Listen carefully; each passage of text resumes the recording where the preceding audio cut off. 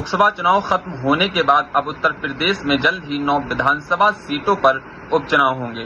इस चुनाव में बीजेपी और समाजवादी पार्टी के 9 विधायक जीतकर संसद पहुंच गए हैं।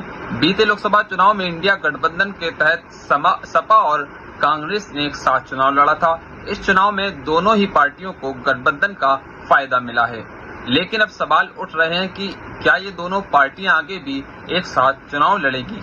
ऐसे ही एक सवाल का जवाब बुधवार को कांग्रेस सांसद प्रमोद तिवारी ने दिया है।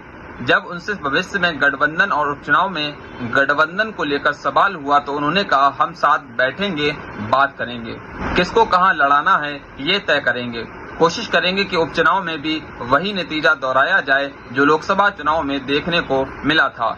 प्रमोद तिवारी के मुताबिक इंडिया गठबंधन अभी काम कर रहा है और उसी के तहत लड़ने की कोशिश की जाएगी। गौरतलब है कि बीते दिनों यूपी कांग्रेस के चीफ अजय राय ने भी भविष्य में गठबंधन बरकरार रखने के संकेत दिए थे। तब उन्होंने कहा था कि सपा और कांग्रेस यूपी में 2027 के विधानसभा चुनाव की तैयारी अब शुरू करेगी और दोनों ही पार्टियां एक साथ चुनाव लड़ेंगी, जिसके बाद भविष्य में इंडिया गठबंधन बरकरार रखने की अटकलें तेज हो गई थी। वहीं यूपी में लोकसभा चुनाव के दौरान 9 विधायक और एक एमएलसी ने जीत दर्ज की है। एमएलसी के तौर पर योगी सरकार में मंत्री रहे जितेंद्र प्रसाद ने पीलीभीत सीट से जीत दर्ज की है।